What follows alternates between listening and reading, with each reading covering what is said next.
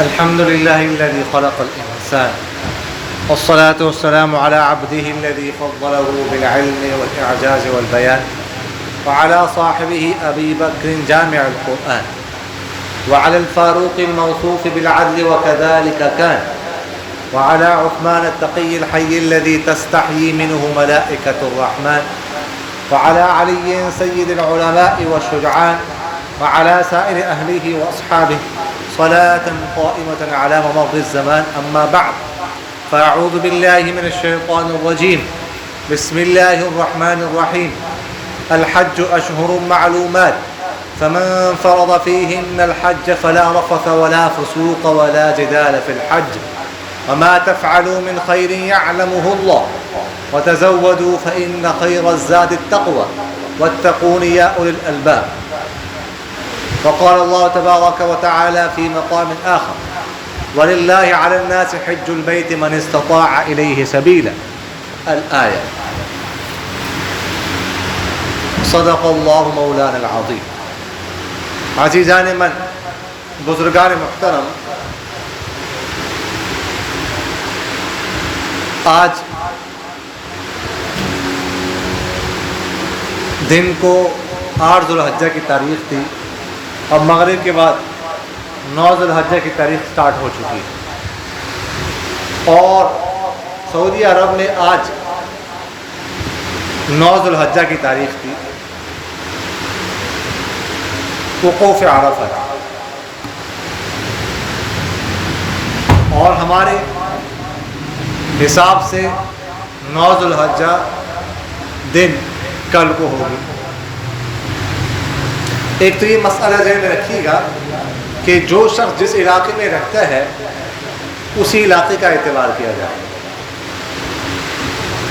9 ذو الحجہ کی جو فضیلت ہے حدیث شریف میں وارد ہوئی ہے کہ جو شخص 9 ذو الحجہ کو روزہ رکھتا ہے تو 1 سال پچھلے اور 1 سال اگلے کی گناہ اس کے معاف ہو جاتے ہیں۔ یہ ہمارے حساب سے یہ فضیلت کل ہے، کیونکہ ہم جہاں پر رہ رہے ہیں وہاں پر 9 ذو الحجہ کی تاریخ کل ہوگی اور سعودی عرب میں آج تھی۔ تو اس حساب سے ایک تو آپ سے یہ گزارش کرنی تھی کہ کل تمام حضرات روزے کا اہتمام فرمائیں، روزہ رکھیں، اس سے بڑی فضیلت ہے۔ اور جیسے میں نے آپ سے عرض کیا کہ ہمارا اعتبار کل کو ہو، کل کے حساب سے 9 ذو الحجہ ہے تو ہماری فضیلت کل کے اعتبار سے۔ البتہ 2 روزے کوئی رکھ لے تو بہتر ہے، آج کا بھی رکھ لیتا، کوئی کل کا بھی رکھ لے، بہتر ہے، لیکن اصل جو ہے ہمارا اپنا اعتبار ہے۔ جیسے ہم ان کے ساتھ نماز نہیں پڑھ سکتے سعودی عرب کے ساتھ، اگر ہم فجر کی نماز ان کے ساتھ پڑھتے ہیں ہماری نماز نہیں ہو، مغرب کی نماز ان کے ساتھ پڑھتے ہیں ہماری نہیں ہوگی۔ البتہ عشاء کی نماز کا وقت چونکہ لمبا ہوتا ہے وہ تو بعض وقت جو ہے ہمارا اور ان کا برابر ہو سکتا ہے، لیکن باقی نمازوں میں جیسے ہم ان کے ساتھ نماز نہیں پڑھ سکتے، اگر نماز پڑھتے تو نہیں ہوگی۔ اسی طرح ہم جو ہے نا ان کا اعتبار نہیں کر سکتے، اپنا اعتبار کریں۔ ہم جیسے عید ان کے ساتھ نہیں کرتے، اپنے کرتے ہیں، تو اسی طرح ہم 9 ذو الحجہ میں بھی اپنا ہی حساب کریں۔ تو ایک تو یہ جو ہے وہ ذہن میں رکھیے۔ دوسرا، چونکہ یہ حج کے ایام چل رہی ہیں تو اس لیے حج کے حوالے سے مختصراً گفتگو عرض کی جائے گی۔ سب سے پہلے جو حج کا لفظ ہے نا، اس کی معنی کیا ہے؟ تو حج کے لغوی معنی ہے نیت کرنا، ارادہ کرنا، قصد کرنا، زیارت کرنا وغیرہ ذالک، یہ سارے حج کے لغوی معنی ہیں۔ اور حج کا شرعی معنی اور اصطلاحی معنی یہ ہے کہ مخصوص ایام میں مخصوص افعال کے ساتھ مخصوص مقامات کی زیارت کرنا، اس کو حج کہا جاتا ہے۔ یعنی ایام بھی مخصوص ہیں 8 ذو الحجہ سے لے کر 13 ذوالحجہ تک، اور افعال کام بھی مخصوص ہیں اور جگہ بھی مخصوص ہے، مینا ہے، مزدلفہ ہے، عرفات ہے۔ یہ حج کی اصطلاحی تعریف۔ حج کس سن میں فرض ہوا، اس حوالے سے کئی اقوال ہیں، لیکن راجح قول یہ ہے کہ 9 ہجری میں فرض ہوا۔ بعض نے 8 کا بھی قول کیا ہے، بعض نے 6 کا قول بھی نقل کیا ہے، لیکن راجح یہ ہے کہ 9 ہجری کو فرض ہوا، اور 10 ہجری کو سرکار دو عالم صلی اللہ علیہ وسلم نے حج ادا فرمایا، جس کو حجۃ الوداع کہا ہے۔ حج صاحب استطاعت پر فرض ہے، اس کی شرائط کیا ہے وہ ہم ذکر کریں گے۔ حج قرآن کریم، حدیث اور اجماع امت سے ثابت ہے، لہذا جو حج کا انکار کرتا ہے، جو شخص یہ کہتا ہے کہ حج نہیں ہے، تو وہ دائرہ اسلام سے خارج ہو جاتا ہے۔ حج جو اسلام کے 5 بنیادی ستون ہے، بنی الاسلام علی 5، حدیث شریف میں آتا ہے کہ اسلام کی بنیاد رکھی گئی یہ 5 چیزوں پر: شہادت اللہ الہ الا اللہ وان محمد رسول اللہ، لا الہ الا اللہ محمد رسول اللہ کی گواہی دینا، واقام الصلاۃ، نماز قائم کرنا، وایتاء الزکاۃ، زکوٰۃ ادا کرنا، وصوم رمضان، رمضان کا روزہ رکھنا، اور 5ویں نمبر حج ادا کرنا۔ اس کے جو اس کا انکار کرتا ہے وہ دائرہ اسلام سے خارج ہو جاتا ہے۔ حج کی فضیلت کے بارے میں بہت سارے حدیث وارد ہوئے۔ ایک حدیث شریف میں آتا ہے، سرکار دو عالم صلی اللہ علیہ وسلم نے ارشاد فرمایا کہ مقبول جو حج ہوتا ہے، مقبول حج، اس کا بدلہ جنت ہے۔ اور ایک حدیث میں سرکار دو عالم صلی اللہ علیہ وسلم نے ارشاد فرمایا کہ تم حج اور عمرہ کرتے رہو، بے شک یہ فقر اور گناہ کو اس طرح ختم کر دیتا ہے جس طرح بھٹی جو ہے وہ لوہے کی میل کو چھیل کو دور کر دیتی ہے۔ اگر کوئی پیدل پہ حج کرتا ہے، مسلسل عمرہ کرتا ہے، تو وہ فقیر نہیں ہوگا، اس کی وجہ سے انسان کے پاس دولت آتی ہے، غنا آتا ہے۔ ایک دفعہ سرکار تو عالم صلی اللہ علیہ وسلم سے عرض کیا گیا کہ سب سے افضل عمل کون سا ہے؟ تو سرکار دو عالم صلی اللہ علیہ وسلم نے ارشاد فرمایا کہ اللہ اس کے رسول پر ایمان۔ پھر اس نے سوال کیا کہ بعد کون سا ہے؟ تو فرمایا اللہ کے راستے میں جہاد کرنا۔ پھر تیسری دفعہ سوال کیا کہ اس کے بعد کون سا عمل ہے؟ تو فرمایا کہ حج مبرور، یعنی مقبول حج۔ اور ایک حدیث شریف میں سرکار دو عالم صلی اللہ علیہ وسلم نے ارشاد فرمایا کہ جب کوئی شخص احرام باندھتا ہے تو اس کے بعد تلبیہ پڑھتا ہے، لبیک اللہم لبیک، لبیک لا شریک لک لبیک، ان الحمد والنعمت لک والملک لا شریک لک۔ تو شخص کی دائیں طرف جتنی مخلوقات ہیں، پہاڑ، درخت، پرندے، درندے، تاحد جہاں تک دنیا ہے، دائیں طرف جتنی مخلوقات، وہ ساری مخلوقات اس کے ساتھ یہ تلبیہ پڑھتی ہے، اور بائیں طرف جتنی مخلوقات ہیں جہاں تک دنیا ہے، وہ بھی ساری مخلوقات اس کے ساتھ تلبیہ پڑھتی ہے۔ تو تلبیہ پڑھنے والا اکیلا گویا کہ تلبیہ نہیں پڑھ رہا ہوتا، کیونکہ دنیا کے ساری مخلوقات اس کے ساتھ تلبیہ پڑھ رہی ہوتی ہے۔ کتنی فضیلت کی بات ہے۔ ایک حدیث شریف میں آتا ہے کہ جب کوئی شخص طواف شروع کرنے کے لیے حجر اسود کے پاس آتا ہے، حجر اسود کا استلام کرتا ہے، تو اللہ تعالیٰ کی رحمت اس کو ڈھانپ لیتی ہے، وہ اللہ کی رحمت میں شامل ہو جاتا ہے۔ اس کے بعد ہر قدم پر اس کو 70,000 نیکیاں ملتی ہیں، اور 70 بندوں کے بارے میں اس کی شفاعت قبول ہوتی ہے، اور 70,000 گناہ اس کے معاف ہوتے ہیں، اور 70,000 درجات اس کے بلند ہوتے ہیں۔ کتنی فضیلت کی بات ہے۔ ایک شخص نے سرکار دو عالم صلی اللہ علیہ وسلم سے سوال کیا کہ حاجی کو کیسا ہونا چاہیے. تو سرکار دو عالم صلی اللہ علیہ وسلم نے ارشاد فرمایا کہ بکھری ہوئے بالوں والا، میلا کو چہلا. ایک دوسرا شخص کھڑا ہوا، اس نے سوال کیا کہ کون سا حج افضل ہے؟ تو سرکار دو عالم صلی اللہ علیہ وسلم نے ارشاد فرمایا وہ حج جس میں تلبیہ کہتی ہوئی آواز کو بلند کیا جائے اور ہدی یعنی جانور کا خون بہایا جائے. ایک حدیث شریف میں سرکار دو عالم صلی اللہ علیہ وسلم نے ارشاد فرمایا کہ جب تم کسی حاجی سے ملو تو اس سے سلام اور مصافحہ کرو، اور گھر میں داخل ہونے سے پہلے اس سے اپنی بخشش کی دعا کراؤ کیونکہ وہ بخشایا ہے. تو کوئی شخص حاجی جب حج سے آ جائے نا تو راستے میں اس کو مل لو، راستے میں کھڑے ہو جاؤ. گھر میں داخل ہونے سے پہلے اسے دعا کرواؤ. کہ لوگ کرتے ہیں، کھڑے ہوتے ہیں راستے میں، جب حاجی آتا ہے تو اس سے پہلے دعا کرواتے ہیں. گھر میں داخل ہونے سے پہلے اس کی دعا قبول ہوتی ہے. کتنے یہ فضیلت کی بات ہے. اس کے علاوہ بے شمار احادیث جو ہے وہ حج کے بارے میں وارد ہوئی ہے. کوشش کرنی چاہیے کہ حج جلد از جلد انسان کر لے اور زیادہ سے زیادہ حج کرے. دوسری بات، حج کی شرائط کیا ہے؟ تو یہ ذہن میں رکھیے گا کہ حج کی شرائط 4 قسم کی ہے، 4 طرح کی شرائط. پہلی شرائط وجوب، یعنی وہ شرائط جن کی وجہ سے انسان پر حج فرض ہو جاتا ہے.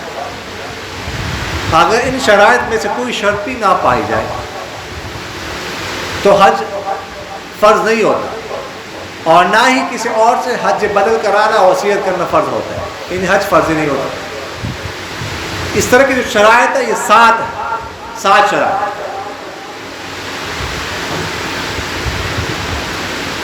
اگر ایک شرط بھی نہ پائی جائے تو حج فرض نہیں ہوتا. پہلی شرط جو ہے وہ انسان کا مسلمان ہونا. کافر پر حج فرض نہیں ہوتا. اگر کسی شخص نے کفر کی حالت میں حج کر لیا ویسے، اس کے بعد وہ مسلمان ہو گیا اور صاحب استطاعت ہو گیا تو دوبارہ اس پر حج فرض ہو. اس نے جو حج کیا ہے نا اس حج کا کوئی اعتبار نہیں ہو. پہلی شرط مسلمان. دوسری شرط حج کی فرضیت کا علم ہونا کہ حج فرض ہے. یہ اصل ہر مسلمان کے لیے ضروری ہے، لیکن یہ شرط اس کے لیے ہے جو شخص دارالکفر دارالحرب میں رہتا ہے، یہ کافر کے ملک میں رہتا ہو، تو اس کے لیے ضروری ہے کہ اس کو اتنا علم ہو، یا کوئی بتا دے 2 مرد یا 1 مرد 2 عورت یا کوئی عادل شخص یہ بتائے کہ جو شخص صاحب استطاعت ہوتا ہے اس پر حج فرض ہوتا ہے. اگر کسی نے یہ نہیں بتایا تو اس پر حج فرض نہیں ہوگا، لیکن یہ اس کے لیے ہے جو دارالحرب میں رہتا ہے. اگر کوئی دارالاسلام میں رہتا ہے جیسے پاکستان ہے تو اس کے لیے یہ شرط نہیں ہے. وہ کل کو یہ عذر نہیں پیش کر سکتا مرنے سے پہلے کہہ دے کہ مجھے تو پتہ ہی نہیں تھا کہ حج بھی فرض ہوتا ہے. دارالاسلام میں رہ کر کسی مسئلے کے بارے میں جہالت یہ معتبر ہے، خاص کر اگر حج کے بارے میں ہی جہالت ہے تو بہت ہی افسوسناک بات. تو یہ دوسری. تیسری شرط یہ ہے کہ بالغ ہو. نابالغ پر حج فرض نہیں ہوتا. اگر کسی نے بلوغت سے پہلے نابالغ ہونے کی حالت میں حج کیا، جیسے بعض لوگ والدین کے ساتھ جاتے ہیں حج کرتے ہیں، تو یہ حج نفل شمار ہوگا. بالغ ہونے کے بعد اگر وہ صاحب استطاعت بن جائے تو دوبارہ اس پر حج کرے. وہ جو کیا ہے وہ حج فرض شمار نہیں ہو. چوتھی شرط یہ ہے کہ عقل مند ہو. اگر کوئی پاگل ہو تو اس پر بھی حج فرض نہیں. اگر کسی نے پاگل نے حج کیا اور حج کے جو افعال وہ کیے تو اس کا یہ حج فرض شمار نہیں ہو. البتہ اگر کسی نے احرام باندھا پاگل تھا، اس کے بعد وقوف عرفہ سے پہلے اس کو افاقہ ہو گیا، ٹھیک ہو گیا، عقل اس کے ٹھکانے آ گئی، دوبارہ اس نے احرام باندھا تو اس کا حج ہو جائے، اور اسی احرام کے ساتھ پہلے باندھا ہوا تھا پاگل ہونے کی حالت میں اس کو جاری رکھا تو حج نہیں ہوگی، حج نہیں ہو جائے، دوبارہ احرام باندھنا پڑے۔ پانچویں شرط یہ ہے کہ انسان جو ہے وہ آزاد ہے، غلام اور باندی پر حج فرض نہیں۔ اگر غلام یا باندی نے حج کیا آقا کی اجازت کے بغیر یا آقا کی اجازت سے تو نفل حج ہوگا، فرض نہیں ہوگا۔ اگر اس کے بعد اس کو آزاد کر دیا گیا، آزاد ہو گیا، اس کے بعد پھر صاحب استطاعت بن گیا تو دوبارہ اس پر حج فرض ہوگا، وہ جو حج ہوا تھا وہ نفل ہوگا، وہ ادا نہیں۔ چھٹی شرط یہ ہے کہ حج کے اخراجات کا انتظام، اہم شرط ہے وہ یہ ہے کہ اتنا پیسہ، اتنی مالیت کسی کے پاس ہو کہ وہ مکہ مکرمہ سعودی عرب جا سکتا ہو، واپس آ سکتا ہو، اور جتنے دن وہاں پر قیام کرنا ہے اتنے دن اپنا خرچہ اٹھا سکتا ہو، اور اس کے زیر کفالت جو افراد ہیں، نابالغ بچے بیوی، ان کا خرچہ بھی اٹھا سکتا ہو، تو اس پر حج فرض ہے کہ وہاں پر رہنا ہے لیکن درمیانی درجے۔ اب کوئی کہتا ہے کوئی 5 اسٹار ہوٹل میں رہنا ہے، وہ کہتا ہے کہ نہیں ادھر دار التوحید ہے اس میں رہنا ہے، وہ حج پر تو 40-50 لاکھ روپے خرچہ آتا ہے، تو وہ کہتا ہے اتنا تو میرے پاس نہیں ہے، میں نہیں کرتا۔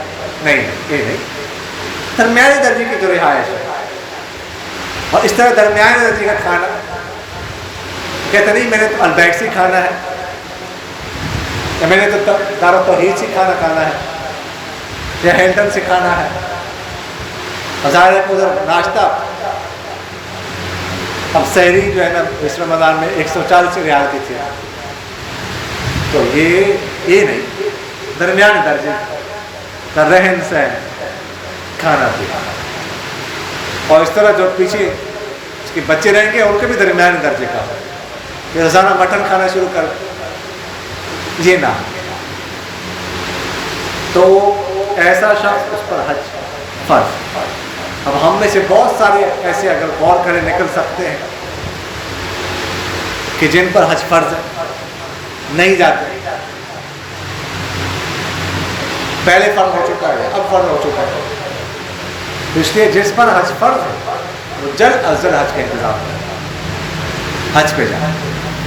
موت اور زندگی کے کچھ پتہ نہیں چلتا، کسی بھی وقت موت آ سکتی، جو کما رہے ہیں اتنی، آگے کس کے ہاتھوں میں جائے گا، وہ کیا کریں گے، کیسے استعمال کریں گے۔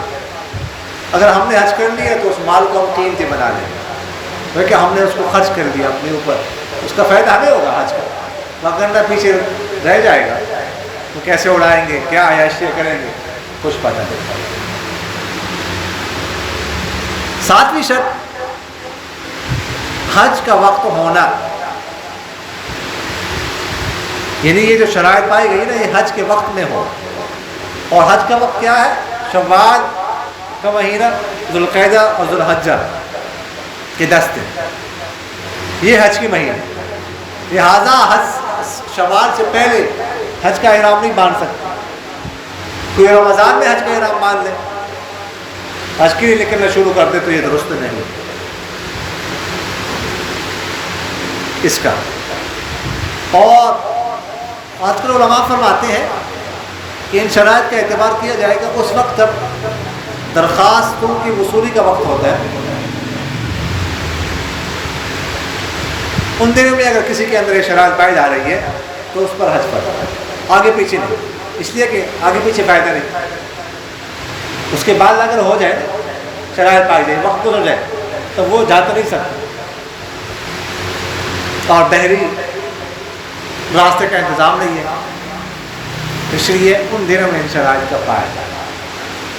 تو یہ 7 شرائط جو ہے نا شرائط وجوب کہلاتی ہے۔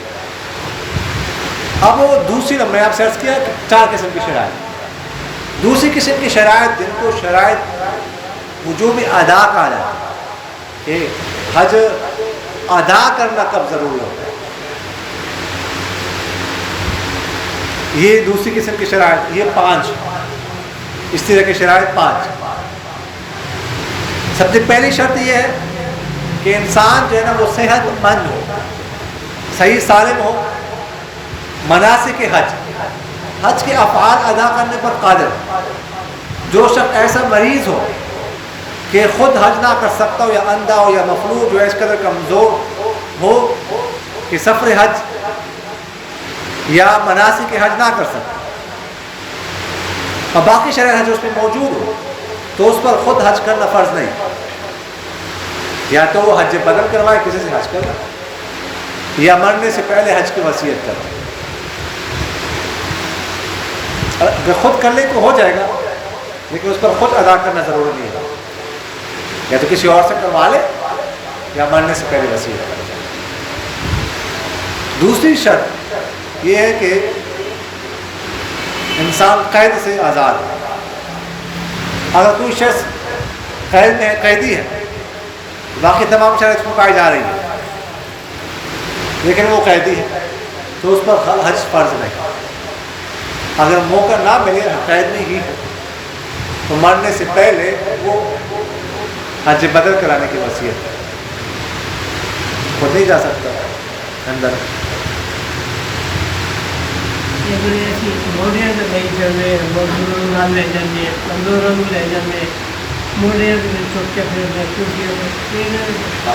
یہ اگر کوئی لے جائے کندھوں میں اٹھا کے کروا دی کسی والدین کو تو ثواب کا کام ہے، بڑی سعادت ہے، لیکن کوئی ایسا نہیں کر سکتا تو اس پر خود پھر حج کرنا فرض نہیں ہے۔ اگر اس میں شرائط پائی جا رہی ہے وجوب کے، کسی اور سے کروا لے، خود پھر حج فرض نہیں ہوگا، حج بدل کرا۔ تیسری شرط یہ ہے کہ راستہ پرامن ہو۔ اگر حج کی باقی شرائط پائی جا رہی ہے لیکن راستہ پرامن نہیں ہے، مثلا کسی ظالم کا خوف ہے، یا قافلے جاتے ہیں اگر ان کو لوٹا جاتا، آج کل تو خیر راستہ پرامن ہی ہوتا ہے، فلائٹ میں جاتے ہیں، لیکن اگر پرامن نہ ہو، بحری جہاز ہو، ڈوب جاتے ہو، یا ہوائی جہاز ہے لیکن موسم ہی خراب ہے، ٹھیک نہیں ہو رہا، موسم مسلسل خراب نہیں ٹھیک ہو رہا، فلائٹ پرواز نہیں کر سکتے، تو ایسی صورت میں بھی حج فرض نہیں ہوگا۔ اگر ایسی صورتحال موت تک رہی تو موت سے پہلے پھر وصیت کرے گا کہ میری طرف سے حج بدل کرایا جائے، اس پر خود ضروری نہیں ہوگا۔ چوتھی شرط وجوب ادا کی وہ یہ ہے کہ عورت کے ساتھ خاص ہے کہ عورت کے لیے محرم یا خاوند کا ہونا۔ کوئی بھی عورت جو ہے نا وہ حج پہ جائے، حج کی سفر یا ویسی بھی شرعی سفر ہو، تو اس کے لیے محرم کا ہونا ضروری ہے۔ اگر محرم نہ ہو، ٹھیک ہے، یا محرم تو ہے لیکن وہ جا نہیں رہا اور یہ خرچہ اٹھا نہیں سکتی، تو صورت میں اس پر حج جو ہے نا وہ فرض نہیں ہے۔ اگر مرتے دم تک یہی صورتحال رہی، محرم مہیا نہ ہو سکا، تو مرنے سے پہلے وصیت کرے گی تو میری طرف سے حج بدل کرایا جائے، اس پر خود حج جو ہے نا وہ فرض نہیں ہوگا۔ جی وصیت پھر کرنا، وصیت کرنا ضروری ہوگا، وصیت ضروری ہوگی تو، کیونکہ اب وہ فرض تو ہو چکا ہے نا، اور باقی شرائط پائی جا رہی ہے، کسی اور جو ہے نا وہ کسی اور سے کہے گی، کوئی اور جو ہے اس کی طرف سے کرے گا۔ پانچویں شرط یہ بھی عورتوں سے متعلق ہے کہ عورت عدت میں نہ، عورت جو عدت میں ہوتی ہے نا، وہ چونکہ گھر سے باہر نہیں نکل سکتی، سفر نہیں کر سکتی، تو اس طرح وہ حج پر بھی نہیں جا سکتی۔ حج پر سفر کرنا اس کے لیے جائز نہیں ہے، چاہے حج کا ہو چاہے کوئی اور سفر، خواہ وہ طلاق رجعی ہو، طلاق بین ہو، شوہر کی وفات کی وجہ سے عدت گزار رہی ہو، فسخ نکاح، کوئی بھی عدت ہو، وہ اس عدت میں حج کے لیے نہیں جا سکتی۔ یہ 5 شرائط جو ہے نا وہ وجوب ادا کی ہے۔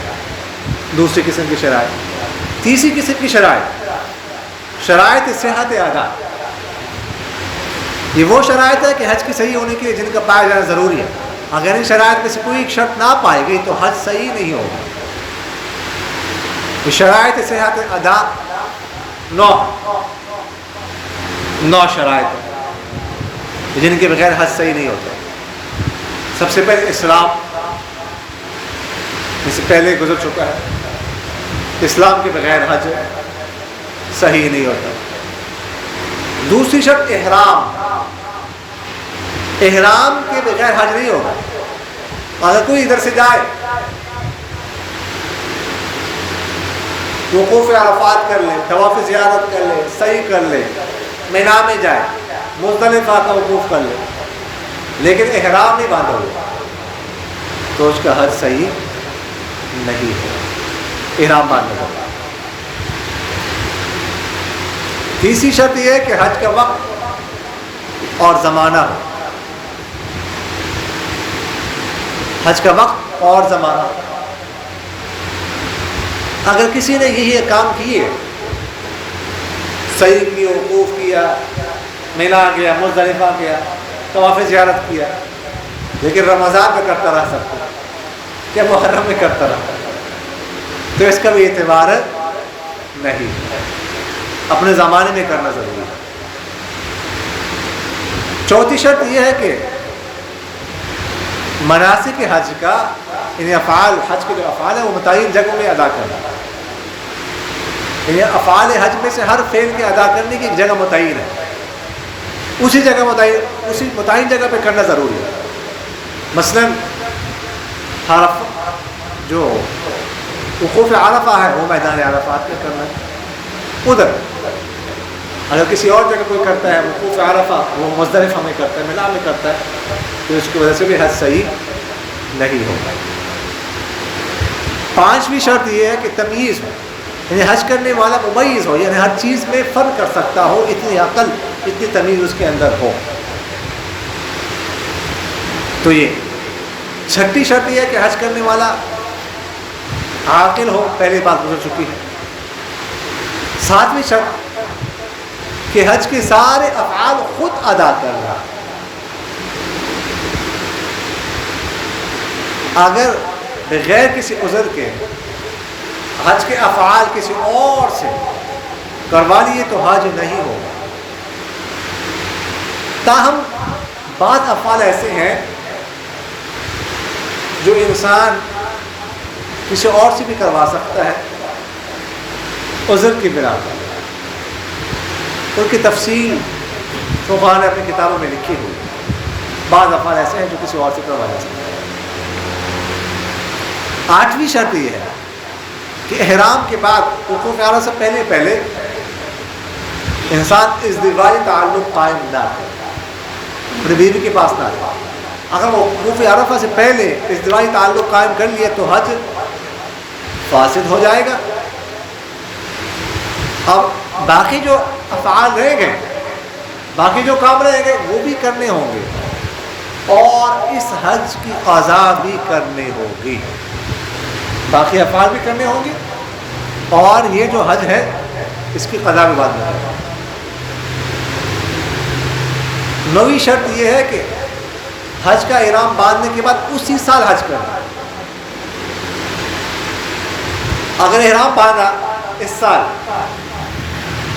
ذو الحجہ میں اور اسی احرام میں رہا، وہی کپڑے پہنتا رہا سارا سال، حج کیا اگلے سال، تو یہ حج صحیح نہیں ہو، اگرچہ پابندی کا خیال رکھا اس نے، احرام کی پابندی کا خیال اس نے رکھا، سارا سال وہ احرام باندھتا رہا، لیکن اس احرام کے ساتھ اگلے سال حج نہیں کر سکتا، اسی سال کا۔ یہ 9 شرائط تھی جس کو شرائط صحت ادا کہا جاتا ہے، تیسری قسم کی شرائط۔ چوتھی قسم کی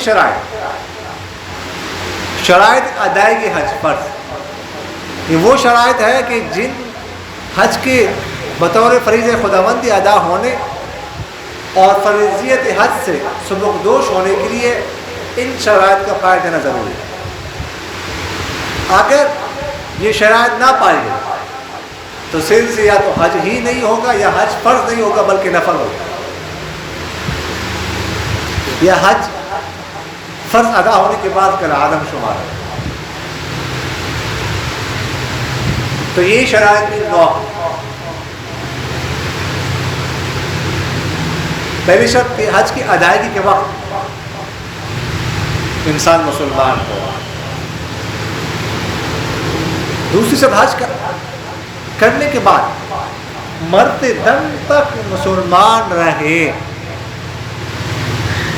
اگر خدا نہ خواستہ کسی نے حج کیا، نعوذ باللہ من ذالک، اس کے بعد مرتد ہو گیا، اللہ ہم سب کے ایمان کی حفاظت فرمائے،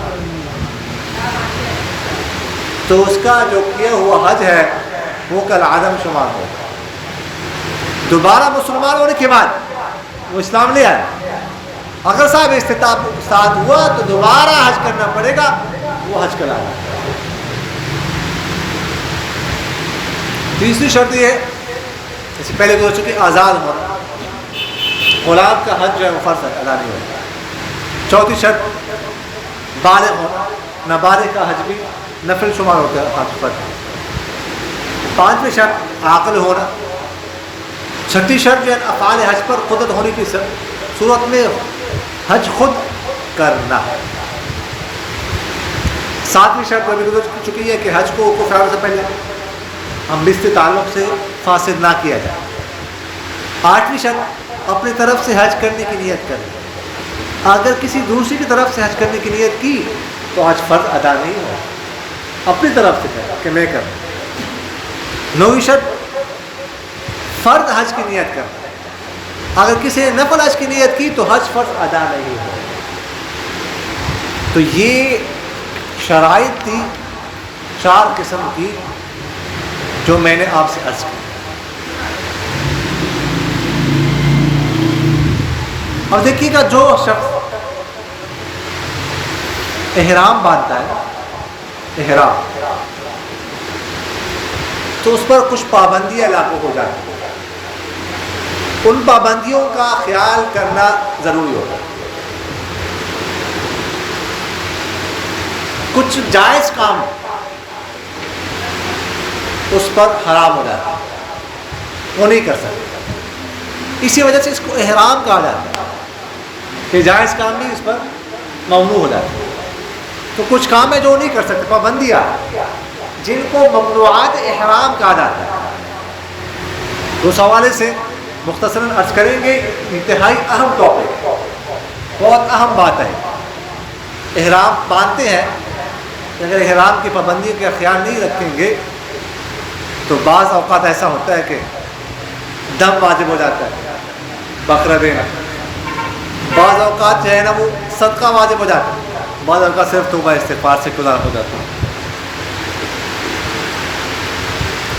تو ممنوعات احرام جن کا خیال کرنا ضروری ہوتا ہے، جن کے خلاف کرنے سے دم واجب ہو جاتا ہے، ان کا ذکر۔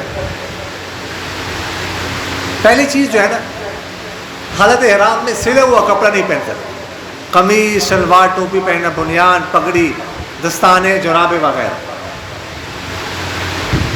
البتہ احرام کی چادر کے لیے بیلٹ وغیرہ استعمال کر سکتے ہیں، اس میں کوئی حرج نہیں ہے، کوئی کراہت نہیں ہے، باقی سلا ہوا کپڑا نہیں پہن سکتے۔ اس طرح احرام کی حالت میں ازدواجی تعلق نہیں کام کر سکتے، اور اس کے علاوہ جو ازدواجی تعلق سے پہلے جو کام ہوتے ہیں وہ بھی نہیں کر سکتے، بیوی کے پاس نہیں جا سکتے، ہاتھ وغیرہ نہیں لگا سکتے،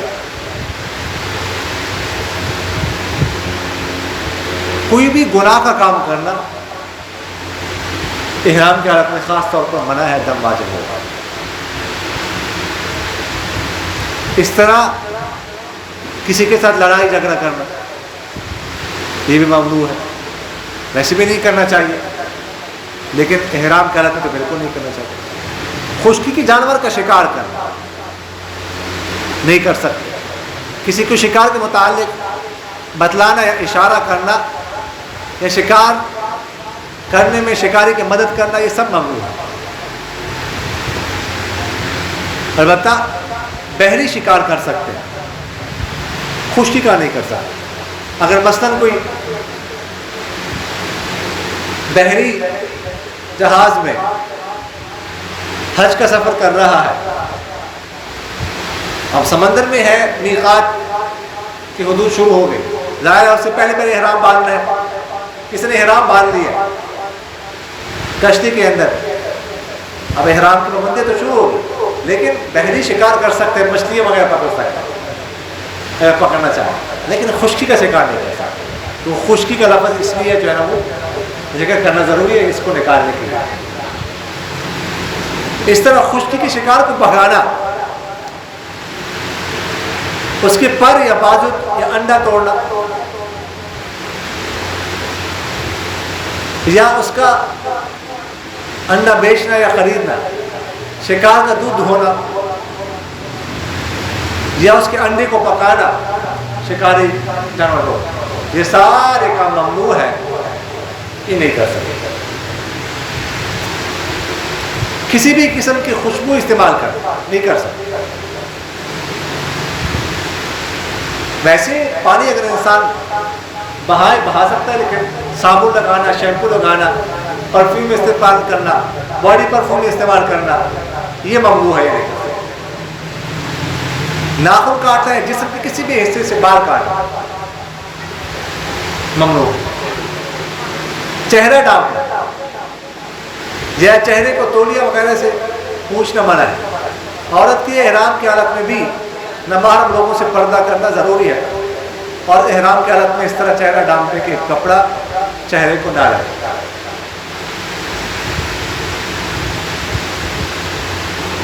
سر ڈانپنا ممنوع ہے، لیکن یہ مرد کے لیے، عورت کے لیے سر ڈانپنا منع نہیں ہے۔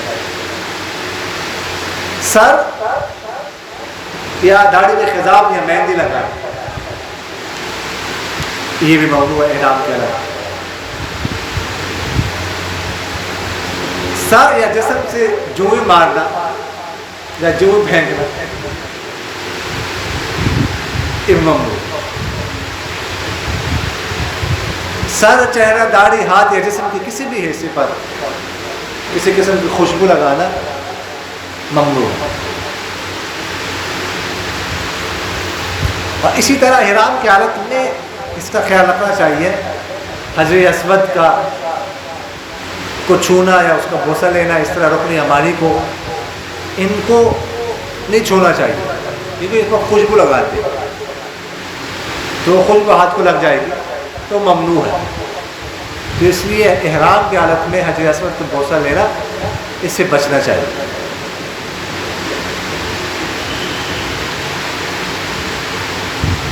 اسی طرح سر یا جسم کے کسی بھی حصے کا بال کاٹنا یا مونڈنا، کسی غیر محرم کا سر یا داڑھی مونڈنا یا کاٹنا، سر یا چہرے پر پٹی وغیرہ باندھنا، خاص کر سر پر مرد کے لیے، کیونکہ سر ڈھانپنا ممنوع ہے، عورت کے لیے سر ڈھانپنا ممنوع نہیں ہے۔ خوشبودار کپڑا یا ٹیشو استعمال کرنا، ٹیشو آتے ہیں جو خوشبو لگی ہوتی ہے، اس سے بھی بچنا چاہیے۔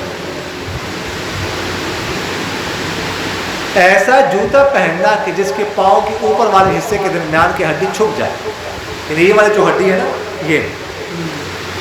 یہ احرام کی حالت میں چھپانا یہ درست نہیں ہے۔ تو عام جو ہم چپل پہنتے ہیں اس میں یہ والی ہڈی چھپ جاتی ہے، اس کا خیال رکھنا۔ آج کل جوتے آتے ہیں خاص کر احرام کے لیے بنائے جاتے ہیں، تو ان میں یہ ہڈی جو ہے نا، ابری ہوئی جو ہڈی ہے نا، یہ نظر آتی ہے، چھپتی نہیں ہے، تو ایسا جوتا استعمال کر سکتے ہیں، باقی اس ہڈی کو چھپا نہیں سکتے۔ ہوائی چپل بھی استعمال کر سکتے ہیں، باقی اس ہڈی کو چھپا نہیں سکتے۔ چپل کے ذریعے سے چھپانا یا جرابوں کے ذریعے سے چھپانا، جرابیں بھی نہیں پہن سکتے اس لیے کہ یہ والی ہڈی چھپ جائے گی، یہ والی ہڈی چھپانا یہ درست نہیں ہے، اس کا خیال دائیں رکھنا انتہائی ضروری ہے۔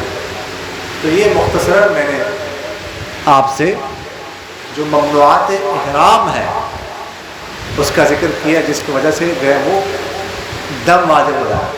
باقی کچھ کام مکروہ ہیں، کچھ کام کرنا مباح ہے وغیرہ ذالک، لیکن جو اہم ممنوعات احرام تھے اس حوالے سے میں نے آپ سے عرض کی۔